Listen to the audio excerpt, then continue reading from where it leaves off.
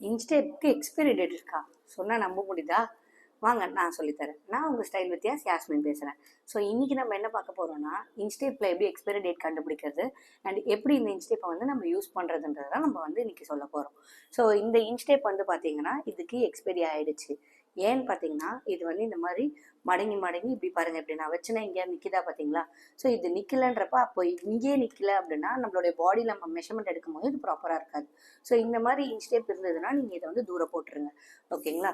So instep எப்போவுமே எப்படி இருக்கணும்னா இந்த மாதிரி நீட்டாக தான் இருக்கணும். ஸோ இது நீங்கள் இப்படி மெஷர்மெண்ட் எடுக்கிறீங்கன்னா இது இப்படியே உங்கள் பாடியில் வந்து இப்படி வந்து செட் ஆனால் தான் உங்களுக்கு பர்ஃபெக்டான மெஷர்மெண்ட் வரும். அண்ட் இன்ஸ்டேப்பை நீங்கள் வந்து எப்படி ப்ராப்பராக மெயின்டைன் பண்ணணும் அப்படின்னு பார்த்தீங்கன்னா, ஸோ இந்த மாதிரி இப்படி ரோல்லாம் பண்ணக்கூடாது. ரோல்லாம் பண்ணிங்கன்னா என்ன ஆகும்னா அந்தந்த இடத்துல ஒரு பெண்டு விழுந்துடும். ஸோ பெட்டர் என்ன பண்ணுங்கன்னா, இந்த மாதிரி மிஷின் வச்சுருக்கீங்க அப்படின்னா மிஷினில் நீங்கள் எங்கேயாவது இந்த மாதிரி இப்படி மாட்டி விட்டுருங்க. அப்படி மாட்டி விட்டுட்டீங்க அப்படின்னா உங்களுக்கு வந்து அது பெண்டு விழாமல் ஈஸியாக இருக்கும். ஸோ இந்த மாதிரி இன்ஸ்டேப் யாராவது வச்சுருக்க உங்கள் ஃப்ரெண்ட்ஸுக்கு வந்து கண்டிப்பாக இந்த வீடியோவை ஷேர் பண்ணுங்கள். இந்த மாதிரி இன்னும் இன்ஃபர்மேஷன் தெரிஞ்சுக்க ஸ்டைல் வித் யாஸ் பேஜை ஃபாலோ பண்ணுங்கள். Happy styling.